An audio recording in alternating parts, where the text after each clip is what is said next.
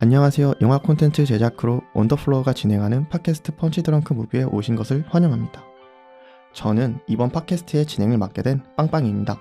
반갑습니다.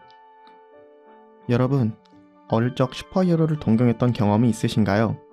망토를 휘날리며 도시를 지키는 영웅일 수도 있고, 어딘가 좀 엉뚱하지만 결국 정의를 실현하는 캐릭터일 수도 있겠죠. 그런데 만약 우리가 알고 있는 영웅이 사실 완벽하지 않다면 어떨까요? 인간적인 실수도 하고 때론 어두운 선택을 하게 된다면? 오늘 이야기할 영화 다크나이트는 바로 그런 질문을 던지는 작품입니다. 네, 본격적으로 영화 이야기를 하기에 앞서 방송에 함께 참여할 패널분들을 소개하겠습니다. 덕희님, 티미님, 윤님, 간단한 자기소개와 함께 인사 한 말씀 부탁드립니다. 안녕하세요. 로맨스 영화를 사랑하는 덕희입니다. 와, 와. 안녕하세요. 이번 녹음부터 7기로 함께하게 된 티미입니다. 잘 부탁드립니다. 와, 네, 안녕하세요. 저는 유은입니다. 오늘 재밌게 이야기 나눌 수 있었으면 좋겠습니다. 와. 네, 저는 안녕하세요. 6기에 이어 7기도 활동하게 된 00년생을 대표하는 빵빵입니다. 반갑습니다. 와. 네, 함께할 패널분들을 소개했으니 지금부터 명작 토파보기 다크나이트 1부 진행하도록 하겠습니다. 명작 토파보기 다크나이트 1부에서는 영화의 전체적인 내용을 살펴보는 시간을 가질 예정인데요. 영화를 전반부와 후반부로 나누어 인상적이었던 인물과 장면에 대한 자세한 이야기를 나누어 볼까 합니다. 이야기를 시작하기 전에 영화를 보신 패널분들의 간단한 감상이 궁금한데요. 다들 다크나이트에 대한 간단한 감상 부탁드립니다. 저는 작년에 워너브라더스 100주년 기념으로 다크나이트가 재개봉했을 때 영화관에서 처음 봤는데요. 솔직히 평소에 영화 중에 히어로 장르를 좋아하는 편은 아니에요. 그 다크나이트는 좀 더 히어로 영화보다는 선과 악이 확실하지 않은 좀 더 철학적인 이야기라고 생각을 해서 저는 개인적으로 되게 재밌게 보았습니다. 윤님은 혹시 어떻게 감상하셨나요? 네. 저는 사실 아주 어릴 때 아버지랑 같이 영화를 봤던 기억이 있는데 그 뒤에 또 이번 기회에 다시 영화를 보게 되었어요. 근데 어릴 때는 그냥 마냥 '배트맨이 멋있다.' 이렇게 생각하면서 봤던 것 같은데 앞에 티미님께서 말씀해 주셨던 것처럼 생각보다 철학적인 주제가 많이 담겨 있던 영화라는 거를 이번에 다시 보면서 깨달았던 것 같아요. 네, 잘 들었습니다. 그러면 덕희님 감상 궁금한데요. 네, 저는 이번 기회를 통해서 다크나이트 영화를 처음 보게 되었는데요. 윤님이 말씀해 주신 것처럼 저도 배트맨이 마냥 멋있는 히어로라고만 생각하고 있었는데 네. 배트맨의 정체성에 대해서 알게 될 수 있던 영화였어서 정말 재밌게 봤던 것 같습니다. 저는 살면서 히어로 영화를 정말 많이 봤었거든요. 이런 영화는 처음이더라고요. 뭔가 평소에 그 히어로 영화들은 영웅은 영웅이고 악당은 악당의 역할을 다하는 그런 영화들만 봤었는데 영웅이 필요한가? 그리고 옳은가?에 대한 그런 질문을 뭔가 끊임없이 하게 된 건 이런 영화가 처음인 것 같아요. 그래서 조커라는 악당도 서사가 나오진 않지만 돈도 명예도 아닌 순수 악, 그러한 악에서 오는 양면성, 그런 악이 무엇인지 좀 생각하게 만드는 작품이었던 것 같습니다. 맞아요. 네. 평소 좋아하는 영화 중 하나였는데 방송을 위해 다시 보니 이전과는 다르게 느껴지는 부분도 있고 감회가 새롭더라고요. 그래서 다시 봐도 새로운 명작 다크나이트가 많은 사랑을 받고 있지 않나 생각합니다. 그렇다면 이제 본격적으로 영화 이야기를 해볼까요? 티미님, 영화의 전반부는 어떻게 시작되나요? 네, 배트맨, 검사 하비 덴트, 그리고 경찰 제임스 고든은 각자의 방식으로 고담의 범죄 조직을 압박하며 도시의 평화를 위해 힘씁니다. 고담 씨는 점점 질서를 찾아가듯 보이는데요. 하지만 조커라는 정체불명의 악당이 본격적으로 움직이기 시작합니다. 그는 배트맨이 가면을 벗고 정체를 공개하지 않는다면 매일 시민들을 죽이겠다고 선언하며 도시 전체를 극한의 공포 속으로 몰아넣습니다. 영화는 조커의 은행 강도 사건으로 시작되는데요. 조커의 설계로 강도들은 서로 배신하고 홀로 남은 조커는 은행장을 제압한 뒤 버스를 타고 유유히 사라지는데요. 다들 어떻게 보셨나요? 덕희님부터 말씀해 주시겠어요? 네, 작품 내에서 은행 안에 있던 직원분이 옛날에는 도둑들도 뭔가 정의가 있었다. 뭔가 지키는 예의가 있었다. 이런 얘기를 했었는데 도둑들 사이에서 서로를 의심하면서 그런 게 무너지면서 그런 게 모두 조커의 큰 그림이었다라는 게 나타나면서 조커가 정말 잔인한 사람이라는 모습을 볼 수 있었던 장면이었던 것 같아서 정말 좋았던 것 같습니다. 저도 덕희님이랑 비슷한데요. 보통 영화의 오프닝 등장씬은 그 캐릭터가 가진 성격을 함축해서 보여주는 장면들이 많잖아요. 그러한 부분에서 봤을 때 조커는 공범을 없애 자신의 흔적을 없애는 방법으로 서로 죽여서 자신의 손을 더럽히지 않는 그런 치밀한 계획성이 갖고 있음을 보여주었던 것 같고, 그리고 조커한테는 아군도 법도 없는, 어쩌면 잃을 게 없는 순수 악을 보여주는 장면처럼 봤습니다. 저는 앞서 말씀드렸던 것처럼 영화관에서 봤는데요. 사실 시간을 딱 맞춰서 가서 조금 영화에 바로 집중할 수 있을지 걱정을 했거든요. 네. 근데 딱 들어가자마자 도대체 누가 조커인지 찾을 새도 없이 바로바로 서로 배신하는 모습이 충격적이었고, 또 그래서 바로 영화관에서 몰입할 수 있었던 것 같아서 개인적으로 오프닝 장면이 제일 인상적인 영화가 아니었나 생각이 들어요. 동감합니다. 윤님 말씀해 주시겠어요? 네, 저도 마찬가지로 조커라는 캐릭터를 정말 잘 보여주는 오프닝이라고 생각을 했어요. 특히 기억에 남는 부분이 혼자 남아있는 이제 은행장에 입에 폭탄을 밀어 넣으면서 조커가 나를 죽이지 못하는 것은 무엇이든 나를 더 괴이하게 만들 뿐이야. 이런 말을 하는데 조커가 가지고 있는 광기가 정말 잘 드러나는 대사라고 생각했습니다. 맞아요. 저도 그 장면이 제일 인상 깊었던 것 같아요. 네, 검사 하비 덴트는 마피아 마로니의 재판에서 자신감 있는 모습으로 증인을 몰아붙이며 등장하게 되는데요. 하비는 고담의 백기사라는 별명을 가질 만큼 정의로운 인물입니다. 그가 마피아와 싸우는 과정에서 배트맨과 협력하게 되는데, 여러분은 영화 속 하비와 배트맨의 관계를 어떻게 보셨나요? 윤님 먼저 말씀해 주시겠어요? 네, 저는 우선 두 사람 모두 레이첼이랑 뭔가 인연을 가지고 있잖아요. 맞아요. 그래서 레이첼 사이에 두고 되게 미묘한 경쟁 의식을 가지고 있다고 느꼈는데, 예를 들어서 레이첼이랑 하비 덴트가 이제 손을 잡고 있을 때 브루스가 그 손을 이렇게 가만히 보는 그런 모습을 화면으로 보여주기도 하고 서로를 향한 은근한 질투심도 가지고 있다고 생각을 했어요. 근데 그럼에도 불구하고 그런 사적인 감정을 밀어둔 채 하비를 뭔가 영웅으로 내세우기 위해 후원에도 열어주고 이런 모습을 보이는 브루스가 저는 좀 멋있다고 생각했습니다. 저는 좀 다르게 생각했는데, 배트맨은 의도가 어쨌든 법을 어기는 영웅이잖아요. 그렇죠. 그 이후에 더 다루겠지만 그 영웅의 자리를 두고 고뇌하고 좀 포기하는 그런 모습을 보여주면서 브루스 본인도 약간 죄의식을 느끼고 있는 그런 영웅이자 사람으로 봤었거든요.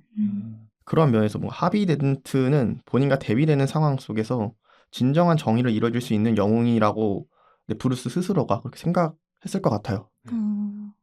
저는 배트맨과 하비가 서로를 동경했다고 생각을 하는데요. 네. 배트맨은 범죄를 막기 위해서 불법의 수단을 사용을 하는데 그 과정에서 시민들이 범죄율이 상승한다고 배트맨을 별로 좋아하지 않는 모습이 영화에 나왔잖아요. 맞아요. 네. 그래서 배트맨은 하비가 고담시티를 지킬 수 있는 진정한 영웅이라고 생각을 하고, 하비는 자신이 그런 범죄자들을 감옥에 넣을 뿐이고 실질적인 범죄율을 낮추는 데 도움을 주는 거는 배트맨이다라고 생각을 했던 것 같아서 서로를 그런 동경하는 관계였다고 생각을 합니다. 그리고 아까 네. 윤님이 얘기해 주신 것처럼 레이첼을 사이에 두고 서로 견제하는 모습이 너무 웃음을 자아내는 장면이었던 것 같습니다. 저는 개인적으로 참 재밌는 관계라고 생각을 했는데요. 배트맨은 하비를 후계자로 생각하고 후원회까지 열어주잖아요. 네. 근데 사실 하비는 배트맨의 정체를 모르고 있다는 게 약간 어떻게 보면 테스트하는 느낌이 들기도 하면서 내가 하비라면 이걸 나중에 알았을 때 좀 배신감이 느껴질 수도 있겠다라는 생각이 들어서 뭔가 다 아는 관객의 입장에서 재밌었던 그런 장면이었던 것 같아요. 맞아요. 네, 다음 질문으로 넘어가서 주인공 브루스 웨인, 즉 배트맨에 대해 조금 더 깊이 이야기하고 싶은데요. 배트맨은 악과 맞서 싸우는 인물이지만 동시에 그를 무법자로 보는 시선도 존재하고 있는데요. 과연 배트맨은 영웅인지 아니면은 위험한 존재로 보시는지 패널분들의 입장이 궁금합니다. 네, 덕희님 먼저 말씀해 주시겠어요? 네, 저는 배트맨이 마냥 히어로라고 생각하기는 힘든 것 같습니다. 음. 우리가 생각하는 영웅이라고 한다면 모든 사람들이 좋아하고 그런 이미지가 그려지는데 아까도 말씀드렸다시피 범죄율이 오히려 올라간다면서 시민들이 분노하는 장면이 있잖아요. 맞아요. 그래서 조금 정의하기 힘든 것 같고 음. 하지만 공권력에 대해서 아쉬움이 있는 사람들에게는 배트맨 같은 존재가 정말 시원한 해답이 될 수 있다고 생각합니다. 맞아요. 그럼 다음 티미님 의견도 궁금한데요. 저는 팬분들의 반발이 있을 것 같은데 네. 저도 마찬가지로 영웅이 아니라고 생각을 했어요. 사실 영화 초반부터 배트맨이 CCTV를 보는 장면이 나오잖아요. 네. 네. 그래서 고담실을 감시하는 장면들이 좀 많이 나오는데 그게 경찰이 아니라 배트맨 개인이 해도 되는 행동인가? 라고 생각을 해보면 저는 아니라고 좀 생각을 했어요. 어허. 그리고 이제 네. 검사가 믿을 만한 인물인지 아닌지를 판단하는 장면도 나오는데 그거를 왜 배트맨이 할 수 있는 자격이 돼? 약간 이런 느낌이 들어서 저는 개인적으로 영웅까지는 아니다. 좀 위험할 수도 있겠다라고 생각을 했습니다. 저는 글쎄요. 둘 다 아니라고 생각하거든요. 음, 일단 우리나라 자체가 대한민국 자체가 법치국가잖아요. 네. 그런 법치국가에 살고 있는 한 국민으로서 법을 어기는 것은 말이 안 된다 생각하거든요. 그러한 면에서 사회를 어지럽히는 배트맨이 위험한 존재일 수도 있겠다 싶기도 하고 법이 부패된 부분에서는 한편으로 필요한 존재라는 것도 사실 부정하기 좀 어렵다고 생각 들었거든요. 그렇죠. 그러한 면에서 약간 흑으로도 백으로도 보일 수 있는 그런 색이 아니라 그 중간에 회색 같은 색으로도 정의될 수 있을 거라고 저는 생각하거든요. 그래서 제목도 약간 배트맨이 아닌 다크나이트인 이유가 여기 있지 않을까 그렇게 생각합니다. 네, 윤님 의견 궁금합니다. 네. 저는 반대로 배트맨이 확실한 영웅이라고 생각을 하는데요. 유일하게 다르세요. 네. 그러니까요. 배트맨은 멋있는 다크 히어로라고 생각합니다. 왜냐하면 일단 법을 조금 무시할지는 모르지만 네. 그래도 그 극한의 상황에서도 자기가 가지고 있는 도덕 규칙을 일단 어기지 않으려고 한다는 점이 더 중요한 것 같아요. 그래서 일단 선한 의지를 기본으로 가지고 있는 인물이고 그리고 만약에 배트맨이 법의 테두리 안에서 활동을 했다면 그 고담시에 있는 범죄 조직들을 절대 상대할 수 없었을 거라고 생각합니다. 그렇죠. 맞아요. 그런 면에서 좀 그런 되게 독특한 히어로를 좀 부각시킨 면이 있는 것 같아요. 맞아요. 실제로 배트맨은 도로 한가운데 무방비 상태로 서 있는 조커를 죽이지 않고 오토바이를 멈춥니다.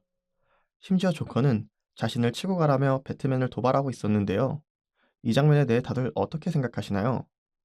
윤님 먼저 말씀해 주시겠어요? 저는 정말 솔직히 말을 하면 왜 죽이지 않았는지 네. 많이 답답했습니다.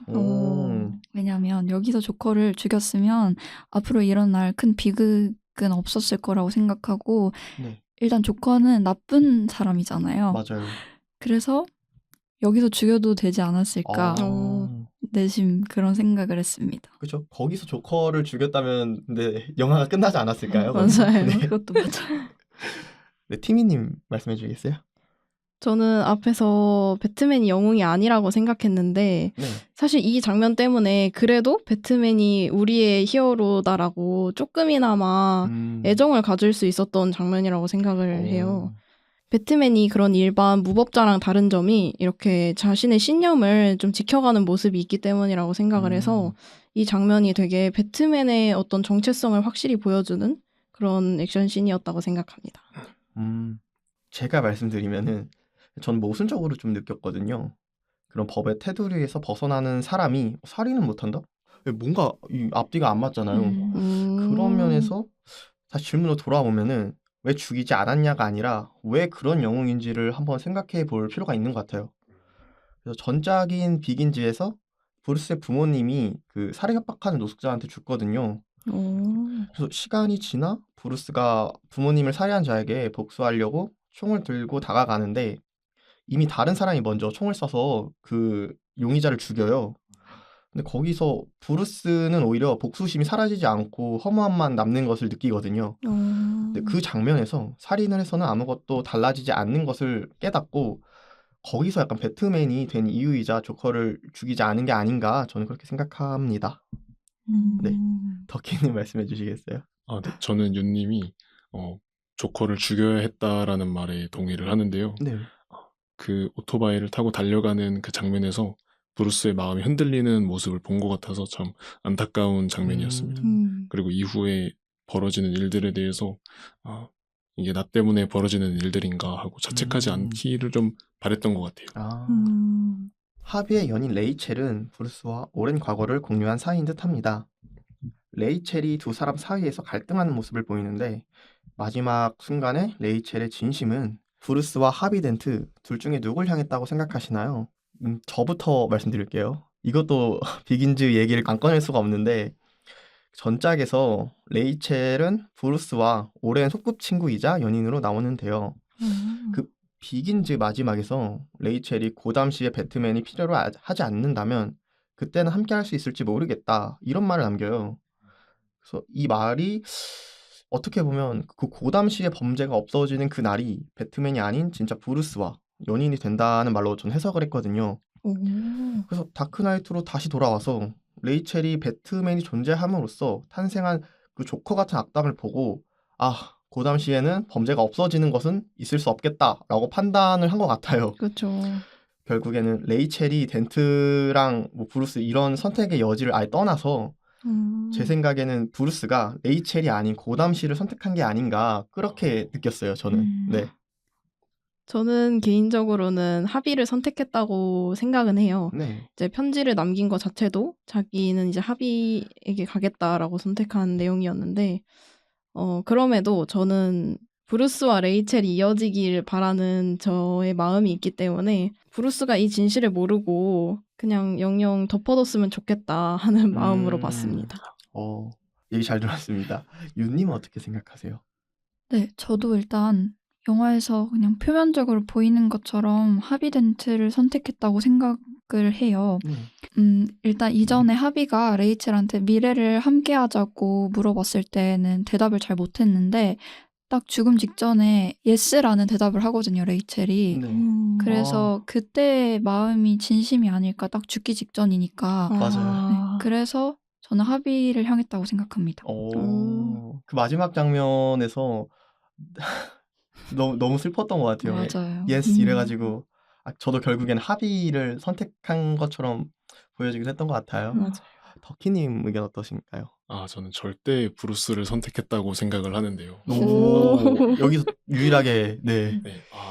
왜냐하면 아까 빵빵이님이 말씀해주신 것처럼 고담시티를 선택했다고 말씀하셨잖아요. 네. 레이첼이 브루스를 사랑하지만 고담시에 너무나 필요한 존재이기 때문에 한마디로 사랑하기 때문에 너를 놓아줄게. 이렇게 느껴져서 네. 죽기 직전에 하비를 선택하긴 했지만 마음속에 있는 사람은 브루스가 아닌가 그런 생각이 들었습니다. 그것도 네. 맞는 것 같아요. 맞아요.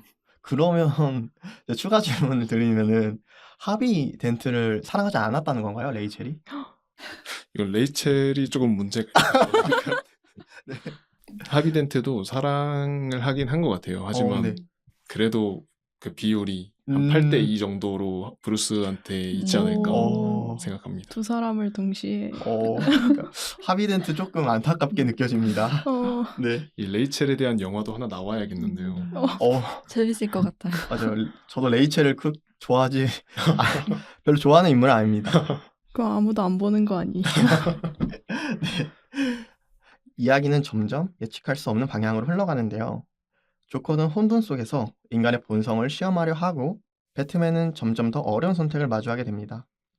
이어지는 후반부에서 이들이 어떤 국면을 맞이하게 될지 후반부 줄거리 부탁드립니다. 네, 조커는 하비와 레이첼을 납치해 서로 다른 장소에 가두고 배트맨에게 한 사람만을 살리도록 선택하게 합니다. 배트맨은 하비를 구하게 되지만 폭발로 인해 하비의 얼굴 반쪽은 불에 타버리고 맙니다.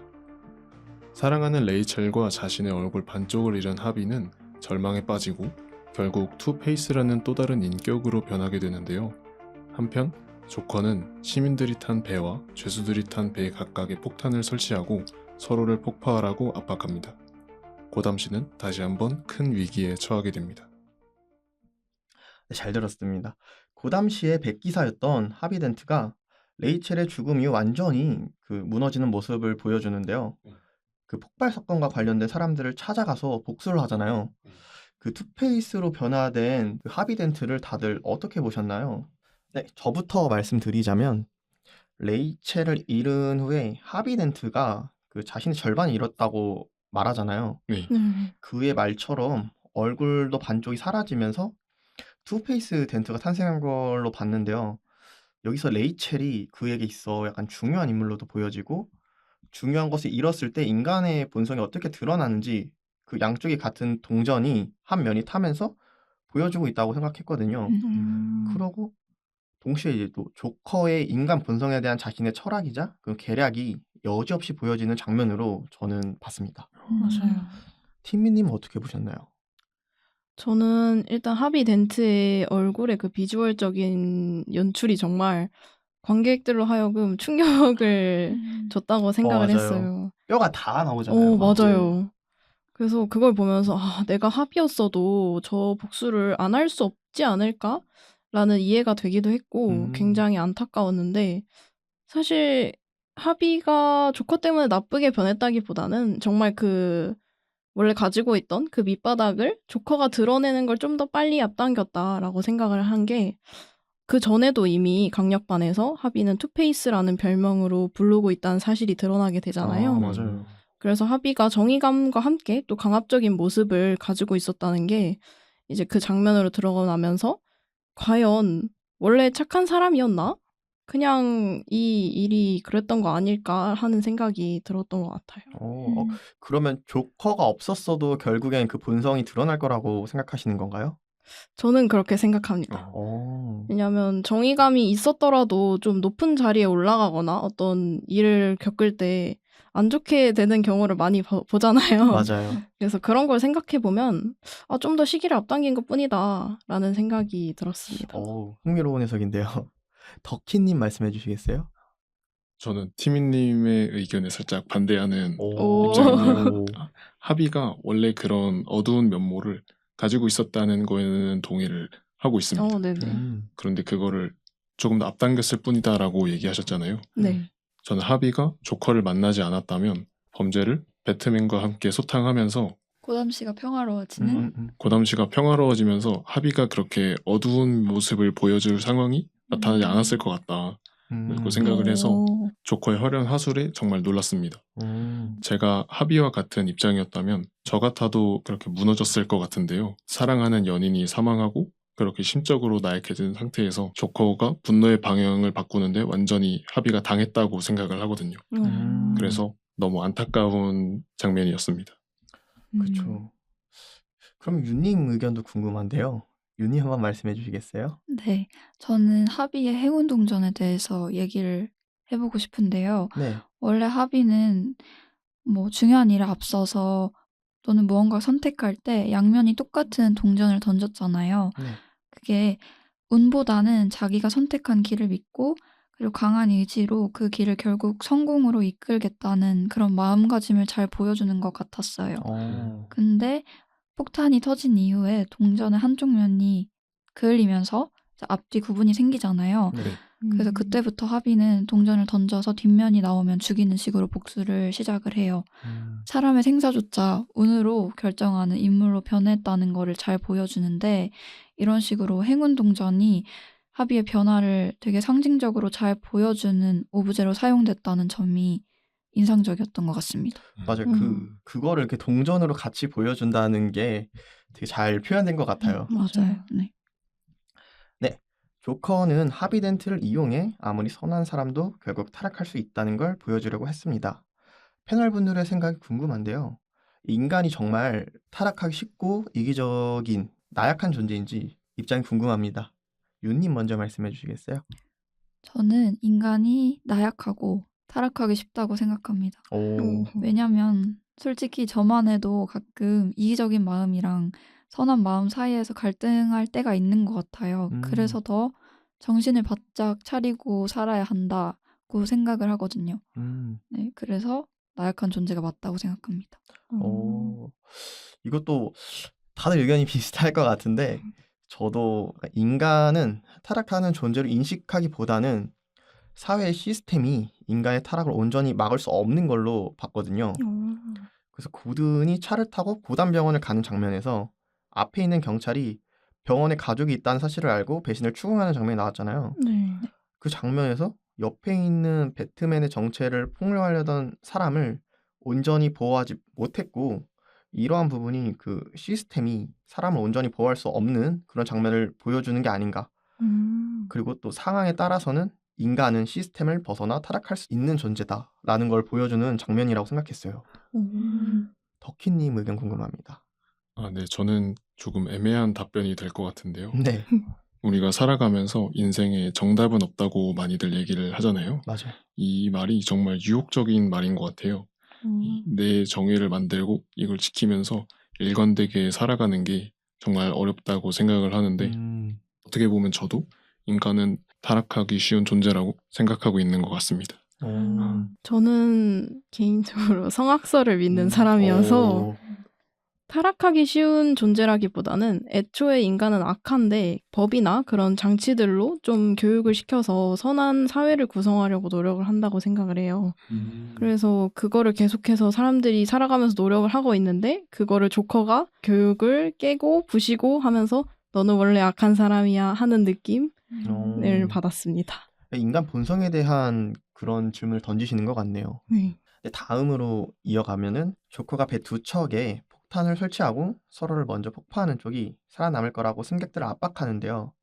굉장히 강렬하게 느껴졌을 것 같은데, 만약 패널 분들이라면 그 배에서 어떤 선택을 하셨나요? 저라면 솔직하게 네. 눌렀을 것 같아요. 오, 네, 일단 저 사람들이 누르지 않으리라는 믿음이 없고 맞아요. 그 믿음이 없기 때문에 그러면 우리가 먼저 눌러야 하지 않을까라는 생각이 가장 먼저 들 것 같아요.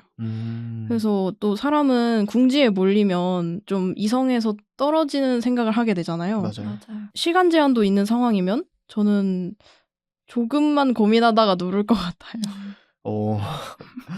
윤님 의견도 궁금합니다.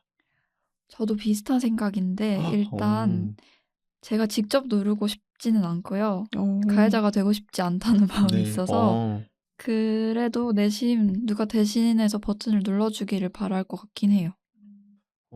다들 정말 못되신 것 같아요. 네, 저였으면 안 누를 것 같습니다. 범죄자들도 안 누르는데 그 누른다는 게 범죄자들보다 더 못됐다 생각하거든요. 그런 면에서 인간 존엄성에 대해 또 고민할 부분이 아닌가 생각합니다. 네, 덕희님 궁금해요. 저도 빵빵이님이랑 비슷한 생각을 했는데요. 저도 막상 그 상황에 처하게 된다면 네. 이건 무조건 눌러야 되겠는데? 라고 생각을 하다가 누르기 직전에 잠깐 범죄자도 누르지 않는데 그 자존심을 부렸을 것 같아요. 맞아요. 범죄자도 안 누르는데 여러분들 반성하셔야 되는 게 아닌가. 반성할게요. 네, 결국 두 배 모두 상대를 폭발하는 버튼을 누르지 않았고 조커의 실험은 실패로 끝났습니다. 이러한 결말이 전하는 메시지가 있다면 무엇이라고 생각하시나요? 저부터 말씀드리자면 이러한 결말이 사실 좀 현실적이지 않을 수 있다고 생각을 할 수도 있잖아요. 맞아요. 근데 저는 좀 현실적이라고 생각하거든요, 오히려.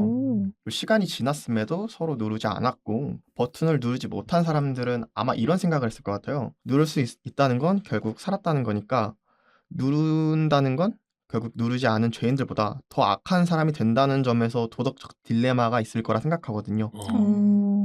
그래서 죄인들 입장에서는 당연히 자기들 배가 터질 거라 생각했지만 오히려 터지지 않는 점에서 자신들이 생각한 생각이 틀릴 수 있겠구나 하는 생각도 들었을 것 같아요. 네, 저는 그렇습니다. 덕희님은요? 저는 이 장면을 통해서 우리의 정의를 위협하는 순간이 오더라도 혹은 우리의 정의가 무너지게 되더라도 우리는 일어서야 한다라는 메시지를 주는 것 같습니다.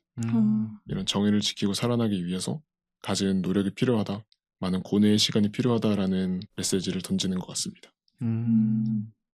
윤님 궁금합니다. 저는 이 장면에서 시민들이나 죄수들 같이 영웅이 아니라 그냥 평범한 사람들이 스스로 옳은 선택을 내렸다는 점이 중요한 부분인 것 같아요. 네.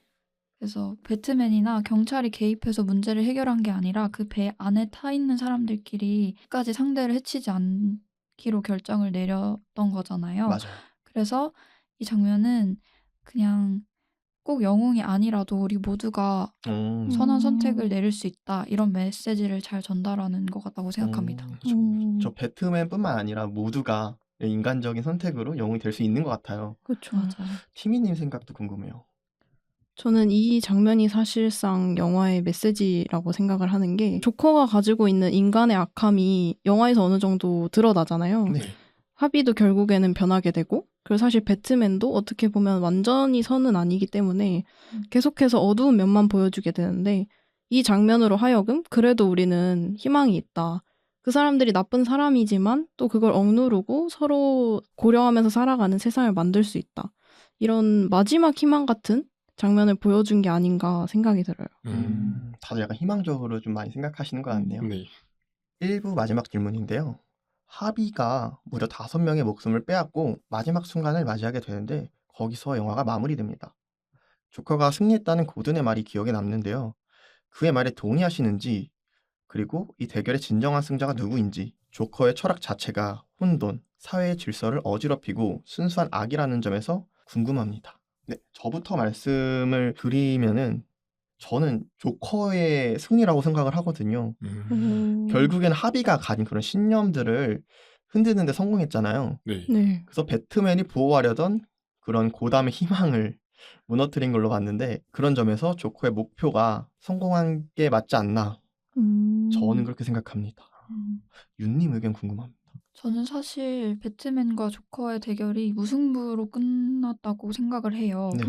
물론 뭐 배트맨이 끝까지 하비를 영웅으로 남기면서 시민들이 희망을 크게 잃지 않도록 만들긴 했지만 어쨌든 조커의 등장으로 인해 너무 많은 피해를 받았고 그 당시는 많은 사람을 잃었기 때문에 승자가 없는 싸움이 아니었나 이런 네. 생각을 합니다.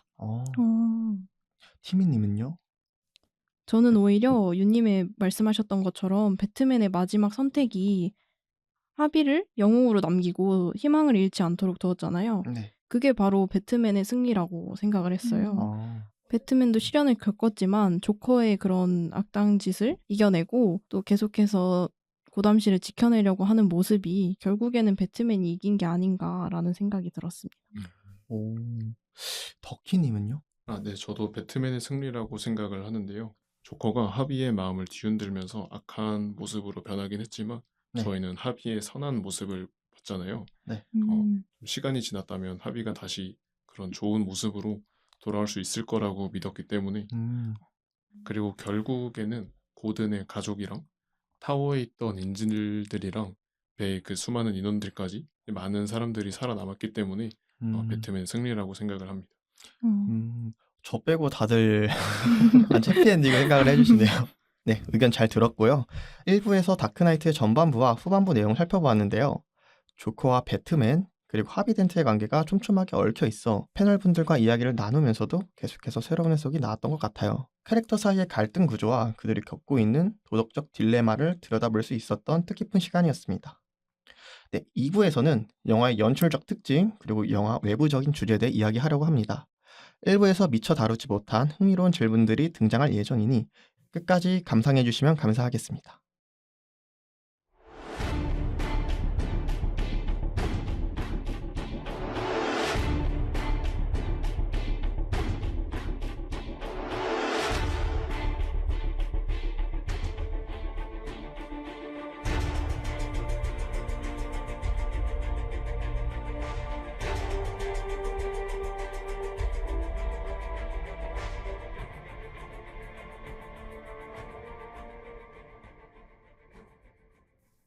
네, 명작 특파보기 다크나이트 2부 시작하겠습니다. 1부에서는 다크나이트의 전반적인 내용과 인물에 대한 이야기를 나눴는데요. 앞서 말씀드렸듯 2부에서는 영화를 더욱 빛나게 만든 연출 요소와 영화 외부적인 이야기를 다뤄보겠습니다. 다크나이트는 제목을 영화 마지막 장면 이후에 제시하는 독특한 방식을 사용하는데요. 이 사실을 눈치채셨을까요? 그리고 이렇게 연출한 이유가 무엇이라고 생각하시나요? 우선 저는 이 연출이 배트맨이 선택한 운명과 이제 영화가 끝나고 앞으로 배트맨이 겪게 될 길을 상징적으로 잘 보여주는 연출이라고 생각했습니다. 일단 맨 마지막 장면에서 배트맨이 하비의 죄를 대신 뒤집어 쓰기로 선택을 내린 이후에 망토를 막 휘날리면서 그 오토바이를 타고 어두운 밤거리로 사라지는 모습을 보여주는데요. 맞아요. 그 장면이 정말 기사의 모습을 떠올리게 하는 것 같았어요. 근데 그 배트맨이 되게 빛나는 백기사가 아니라 사람들한테 인정을 받지 못하더라도 어둠 속에서 혼자 되게 묵묵히 도시를 지키는 다크나이트라는 사실을 이제 뒤에 제목을 띄우면서 한 번 더 그거를 강조하는 것 같아서 좋았던 것 같습니다. 그렇죠. 음. 저는 영화 내내 브루스는 고뇌를 하는 장면이 인상 깊었는데 자신의 정체를 알려야 살인을 끝낸다는 그런 조커 때문에 그 무게감을 견디지 못하고 포기하려는 모습을 많이 보였잖아요. 네. 그러한 무게감 때문에 사람들에게 칭송받는 영웅이 아닌 어둠 속에서 묵묵히 정의를 실현하고 있을 때 비로소 완성되는 영웅. 다크나이트라는 게 좀 인상 깊었던 것 같아요. 네, 저는 배트맨이 마냥 멋있는 영웅이라고만 생각하고 있었는데요. 전반적인 부분을 통해서 배트맨이 어떻게 완성되었는지 알 수 있었고, 그 마지막에 제목이 등장함으로써 배트맨이 완성되는 과정을 볼 수 있었던 것 같아서 깊은 여운이 남는 네, 장면이었던 것 같습니다. 맞아요. 배트맨이 막 처음부터 완벽한 영웅으로 묘사가 되지 않잖아요. 네. 맞아요. 그래서 막 고뇌도 하고 막 판단도 고민을 하는 그런 모습이 많이 보였던 것 같은데 맞아요. 그 결국에 마지막에 다크나이트 하면서 아. 다크나이트 완성됐다 뭔가 이런 느낌이 있는 것 같아서 맞아요. 진한 여운을 남기는 것 같습니다. 네, 티미님 궁금합니다. 저도 이렇게 연출한 게 각 캐릭터의 캐릭터성을 되게 보여줬다고 생각을 해요. 일단 처음에 오프닝 장면이 되게 인상적이었다고 말씀을 드렸었는데 맞아요. 그 장면이 끊기지 않고 영화 제목이 나오지 않아서 조커라는 캐릭터에 확 몰입할 수 있었던 것 같거든요. 처음에는 그랬고 그리고 또 마지막에는 배트맨이 단순한 영웅이나 조용한 수호자가 아니라 다크나이트라고 말하자마자 제목이 올라오잖아요. 네. 맞아요. 그래서 끝날 때는 반대로 다크나이트인 배트맨에 확 몰입할 수 있는 그런 여운을 남기는 연출이라고 생각을 했어요. 네, 다들 감상평 잘 들었습니다. 네, 배트맨의 액션 장면과 도시의 배경이 굉장히 현실적으로 묘사된 것 같아요. 다른 슈퍼히어로 영화들과 비교했을 때 어떤 차이점을 느끼시나요? 네, 저부터 말씀드리자면 조커의 극악함이 현실에서도 있을 수 있는 점, 배를 통한 사회 실험과 하비덴트를 통해 인간의 타락함을 통해 현실과 더 맞닿아 있기도 한 부분에서 다른 히어로 영화는 좀 궤를 다르게 취한 것 같아요. 그리고 배트맨에 대한 이야기를 해보자면은 히어로가 단순히 그런 영웅이 아니고 인간적으로 고뇌하고 마냥 정의롭지 않은 모습을 보이면서 히어로의 이중적인 모습을 보여주기도 하였고 어둠 속에서 스스로 고뇌를 하는 영웅? 그런 점이 타 히어로 영화와는 다른 부분이 아닌가 생각합니다. 맞아요. 네, 티미님은요? 저는 다른 슈퍼히어로 영화에서는 사실 법을 지키는 그런 장면이 아예 없잖아요. 네. 그래서 그런 장면이 이 히어로 영화에서 나올 수 있다는 게 일단 흥미로웠고 그리고 앞서 빵빵님께서 말씀하셨던 것처럼 진짜 우리 현실에서 일어날 수 있는 일이겠거니 약간 이런 느낌을 받았던 것 같아요. 그래서 확실히 좀 더 배트맨의 개인적인 고뇌가 더 실감나지 않았나 생각이 듭니다. 더키님은요? 대부분의 슈퍼히어로 영화에서는 주로 판타지적인 요소가 많이 들어가잖아요. 네. 근데 반면에 다크나이트 같은 경우에는 실제로 있을 법한 도시에서 벌어지는 범죄 이야기 같아가지고 특히 고담시나 뉴욕, 시카고 같은 실제 도시를 연상시키는데 이런 배경 덕분에 영화 속 사건들이 현실에서 일어날 수 있을 것처럼 느껴졌습니다. 네, 저는 배트맨뿐만 아니라 조커라는 빌런 캐릭터도 마찬가지로 초능력이나 되게 강력한 힘을 가지고 혼란을 만드는 게 아니고 사람들의 심리를 조작해서 사회를 무너뜨리려고 하잖아요. 맞아요. 그 점에서 다른 슈퍼히어로 영화에 등장하는 빌런들보다 더 현실적이고 위협적인 존재로 다가왔던 것 같아요. 맞아요. 그냥 보통 다른 히어로 영화 같으면은 막 때려 부수거나 맞아요. 그냥 막 엄청 강한 무기를 갖고 와서 공격한다거나 맞아요. 돈이나 명예를 좀 많이 밝혔던 것 같은데 네. 이 조커는 뭐 아무것도 없는데 그냥 그 능력이 순수 악이잖아요. 네. 그거 하나만으로 사회에 혼돈을 일으키는 게 굉장히 인상 깊었던 것 같아요. 맞아요. 그게 오히려 더 무서웠던 것 같아요. 맞아요. 현실에서도 있을 수 있을 것 같다. 아까 음. 말씀해 주셨던 것처럼 그 부분이 더 내 기억에 남습니다. 질문 이어가도록 할게요. 다크나이트가 아이맥스 카메라를 이용해 주요 장면을 촬영한 최초의 상업 영화인데 다들 알고 계셨나요? 전 음. 이번에 처음 알았습니다. 오, 저도 처음 알았거든요. 음. 그래서 큰 화면에서 봐야 더 크게 다가오는 장면이 많았을 것 같은데 특히 인상 깊었던 장면이 있었나요? 아, 이거 정말 극장에서 봤어야 해. 하고 싶은 순간이 있었다면 말씀해 주시겠어요? 저부터 말해 볼게요. 배트포드 등장 씬부터 트럭 전복 씬까지 숨 막히는 장면들이 이어졌는데 배트맨을 향해 조커가 도발하잖아요. 네. 네. hit me, hit me 이러면서 쳐보라고 음. 도발을 하는데 그 장면이 배트맨의 정체성과 조커의 정체성이 충돌하는 장면이라고 느꼈거든요. 그래서 선을 넘지 않는 배트맨 그리고 그를 타락하게 만들려고 시험하는 조커 끝까지 배트맨이 조커를 치지 않잖아요. 네. 결국에 그 장면이 그를 타락하게 만들 수 없다라고 조커가 스스로 생각하지 않았나 그런 계기가 되었던 것 같습니다. 덕희님은요? 저는 배트맨이 본인의 정체를 밝히기로 다짐한 그 장면이 가장 인상 깊게 남고 있는데요. 지하에서 그 오토바이라든지 슈트라든지 그런 걸 다 정리하고 조수인 알프레드와 함께 지상으로 올라가는 장면이 있습니다. 그 장면에서 조명이 하나씩 꺼지면서 이제 그 밝았던 지하가 완전히 깜깜해지는 장면이 나오는데 네. 그 장면이 배트맨의 나약해진 모습을 본 것 같아서 정말 음. 안타까운 장면이었습니다. 윤님은요?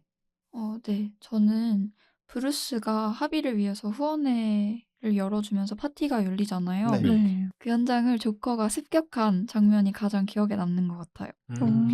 일단은 네. 영상을 넓은 화면비로 찍으니까 고층 빌딩 그 밖으로 보이는 고담시의 야경이랑 파티에 참석해 있는 수많은 사람들이랑 그리고 그 사이에서 위협을 가하는 조커의 모습이 다 이렇게 눈에 한 번에 들어오면서 현장의 분위기가 그대로 저한테 전달이 됐던 것 같아요. 네. 그래서 되게 긴장감 넘치게 봤고 그 뒤에 바로 이어지는 씬이 있는데 조커가 레이첼을 깨진 유리창 밖으로 던지고 배트맨이 레이첼을 잡기 위해서 빌딩에서 다이빙을 하는 장면이 있어요. 맞아요. 네, 그 장면도 되게 생생하게 찍혀서 정말 인상 깊었던 것 같습니다. 들으니까 아이맥스로 진짜 보고 싶은 생각이 드는데요. 맞아요. 티미님 영화관에서 보셨다 하지 않았나요? 저는 아이맥스로 찍은 줄은 모르고 네. 일반관에서 봤는데요. 아, 일반관에서 봤음에도 그 다크나이트가 전반적으로 화면이 굉장히 어둡잖아요. 네. 그래서 오히려 더 조커의 하얀 분장이 드러나기도 하는데 그런 거랑 비슷한 결로 그 병원 폭파신이 굉장히 영화관에서 봤을 때 좀 충격적이었어요. 맞아. 제일 메인이 네. 아닌가. 네. 일단 그 하얀색 조커가 입고 있는 그 옷하며 네. 뒤에 폭발하는 그 장면이 굉장히 오펜하이머가 생각나기도 하고 지금 생각해보면 네. 좀 영화관에서 봤을 때 굉장히 인상적인 장면이 아니었나. 맞아요. 그 덧붙여서 얘기하자면은 병문 안에서 이 사람 안 왔으면 좋겠다라고 생각하는 인물 중에 하나인 것 같아요. 그 가운 입고 있는 조커가. 맞아요. 네, 그래서 그 장면이 더 인상 깊지 않았나 생각합니다. 네, 질문 이어서 하도록 할게요. 그러면 기억에 남는 명대사도 하나씩 이야기해보면 좋을 것 같은데 윤님 먼저 말씀해 주시겠어요? 네. 저는 조커가 처음 경찰한테 잡혀서 취조실에서 이제 배트맨이랑 대면을 하게 되는 그 장면에서 던진 대사가 기억에 가장 남는 것 같아요. 네. You complete me라는 대사인데 어, 넌 나를 완전하게 만들어 이런 의미잖아요. 네. 네. 그래서 사실 조커는 단순한 악당이라기보다 배트맨이라는 존재가 만들어낸 반작용 같은 거기도 해서 배트맨과 조커의 관계를 잘 보여주는 대사인 것 같다는 생각을 했습니다. 와, 저도 그 장면 기억에 남는데요. 대사 하니까 떠오르는 건데 그 You complete me 하면서 배트맨 때문에 조커가 완성되고 그리고 저는 오히려 또 다르게 생각한 게 배트맨이 그 조커의 그런 행동들 때문에 마지막에 다크나이트 하면서 완성되잖아요. 맞아요. 그래서 그런 부분에서 서로 이렇게 결국에는 필요한 존재들이 아닌가 맞아요. 그런 생각도 좀 드는 것 같아요. 티미님은요? 저는 그 밤은 새벽 직전이 가장 어두워. 하지만 반드시 새벽은 와라는 대사를 굉장히 좋아했는데요. 이게 하비가 연설을 할 때 했던 대사예요. 네. 근데 하비가 해서 살짝 이상하긴 하지만 네. 영화 전반적으로 얘기하고 싶은 희망을 담고 있어서 어쨌든 고담시티가 좀 어둡고 암울하지만 결국에는 밝아지는 날이 올 거다. 이런 이야기를 담고 있어서 저는 굉장히 인상적이었던 것 같아요. 맞아요. 그 대사가 배트맨을 응원하는 것처럼 느껴지기도 하네요. 오. 덕희님은 어떻게 보셨나요? 아, 네, 저는 조커가 은행에 있는 마피아의 돈을 다 훔쳐간 뒤에 다 마피아들이 모여서 얘를 어떻게 할까 고민하고 있는 그 장소에 뻔뻔하게 나타나면서 네. 아, 헬로 레이디스 앤 젠틀맨 하면서 되게 아무렇지 않다는 듯이 어때 내가 한 거 잘 봤지 이러면서 나타나는 그런 장면이 있는데 조커의 뻔뻔한 모습을 잘 나타낸 것 같아서 기억에 남았습니다. 그리고 그 장면에서 조커가 맛을 보여준다고 영상 올리지 않나요? 그쵸? 맞아요. 옆에 없어지는 맛을 보여줄게 하다가 바로 그냥 사람의 와, 너무- 거기다가 네. 너무 잔인했어요. 네. 그 연기에 장면도 찍히죠. 맞아요. 음. 그 장면도 같이 생각나는 것 같아요. 음. 네, 저는 영웅으로 살거나 끝까지 살아남아서 스스로 악당이 되는 것. 난 그렇게 할 수 있어. 난 영웅이 아니니까. 이 장면이 그 다크나이트의 정체성을 확연히 드러내는 부분이라고 생각하거든요. 아까도 말씀드렸지만 흑도 백도 아닌 회색과 같은 영웅. 그것이 다크나이트의 정체성이라고 봤습니다. 이 영화의 제일 명대사인 것 같습니다. 맞아요. 맞아요. 네, 마지막 질문인데요. 영화를 보면서 떠올랐던 혹은 함께 보면 좋을 것 같은 영화가 있으셨나요? 저부터 말을 하자면 전작인 다크나이트 비긴즈를 먼저 소개해드리고 싶은데요. 그 영화가 약간 무의식에 대한 트라우마를 극복하는 서사가 나오거든요. 그래서 무의식에 대한 트라우마를 받아들이고 그것을 역으로 악당들에게 보여주게 되는데 그래서 막 다크나이트 보시면은 조명 같은 부분에서 막 배트맨 그 날개가 나오잖아요. 네. 그게 그 악당들에게 트라우마가 되겠다라고 다짐을 해서 나온 오. 장면들이에요. 그래서 배트맨의 탄생을 무의식으로 한 만큼 꼭 보셨으면 좋겠고 이와 관련돼서 영화 인셉션도 비슷한 주제를 다루고 있거든요. 맞아요. 2009년 작품이고 그 배트맨 시리즈 중간에 나왔어요. 뭐 이 작품도 워낙 유명해서 다들 아시겠지만 무의식에 대한 부분을 다루고 있기 때문에 그 인간 무의식에 대해 고찰을 하고 싶다면은 이렇게 두 영화 추천해드리겠습니다. 덕희님은요? 네, 저는 토드 필립스 감독의 그 조커를 추천드리고 싶은데요. 네. 그 호아킨 피닉스의 조커인데 음. 다크나이트가 배트맨의 정체성, 배트맨의 성장 과정에 대해서 보여주는 영화라면 이 영화가 조커가 왜 이렇게 되었는지 보여주는 그런 조커의 서사를 보여주는 것 같아서 이 영화를 추천드리고 싶습니다. 윤님은요? 네, 제가 추천하고 싶은 영화는 내가 널 사랑할 수 없는 10가지 이유라는 영화인데요. 히스레저 나오잖아요. 네, 여기 남자 주인공이 여기 다크나이트에서 조커를 연기한 히스레저인데 네. 조커랑은 완전히 다른 그런 로맨틱한 모습을 볼 수 있을 것 같아서 추천하고 싶습니다. 네, 좋습니다. 네, 티미님 궁금합니다.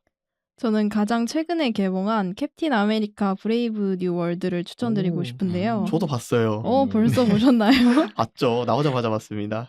이 영화도 엄청난 히어로물보다는 그냥 혈청도 맞지 않은 한 명의 캡틴 아메리카가 과연 어떻게 해서 히어로로 할 수 있을지 고뇌하는 내용이 굉장히 많은 영화인데요. 그런 측면에서 다크나이트랑 좀 비슷하다고 느껴서 혹시 다크나이트를 재밌게 보셨다면 이 영화도 재밌게 보실 수 있을 거라 생각하며 추천해 드립니다. 네, 잘 들었습니다. 네, 2부에서는 다크나이트를 구성하는 외부적 요소들에 대한 이야기를 나누어 봤습니다. 많은 사람들이 이 영화를 두고 슈퍼히어로 장르를 넘어선 걸작이라 평가하는 이유를 다시 한번 실감하게 되는데요. 완성도 높은 연출, 깊이 있는 캐릭터, 현실을 반영한 주제까지 마무리하게 되어 아쉬울 만큼 작품 외적으로 이야기할 요소가 넘쳐나는 영화라고 생각이 듭니다. 그럼 이제 최종적으로 영화의 별점을 매겨보도록 할까요? 저희 팟캐스트의 별점 방식 다들 알고 계시죠? 네. 네. 네. 별점이 10점 만점에 5점 이하면 별로라는 의미에서 펀치, 그리고 이 영화의 별점이 6점 이상이면 취할 정도로 좋다 하는 의미의 드렁크로 구분해서 평점을 매겨주시면 됩니다. 그럼 지금까지 나눈 이야기들 종합해서 다크나이트를 평가해보도록 하겠습니다. 덕희님 먼저 말씀해 주시겠어요? 네, 저는 이 영화에 8점을 줘서 드렁크 등급을 매겼고요. 네. 이 영화가 우리에게 정의란 무엇인가라는 질문을 계속 던지는 영화라고 생각해서 우리가 삶을 살아가면서 우리에게 깊은 생각을 할 수 있게 해주는 좋은 영화였다고 생각을 합니다. 오, 티미님은요? 저도 당연히 드렁크고 네. 9점을 줬습니다. 높은데요? 저는 선과 악이 분명하지 않을 때 누가 우리의 영웅인가라고 한 줄 오. 평을 남겼고 영화를 보면서 계속 저도 선택의 기로에 서게 되더라고요. 네. 나였으면 어땠을까? 이런 질문을 끊임없이 던지게 돼서 그 부분에 있어서 영화 시간보다 오히려 더 많은 시간을 생각하게 되는 영화였다고 생각합니다. 맞습니다. 윤님은 어떻게 보셨나요?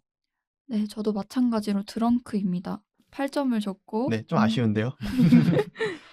그리고 한 줄 평을 얘기해 보자면 슈퍼히어로보다 다크히어로가 더 멋있다 이렇게 얘기를 하고 싶어요. 음.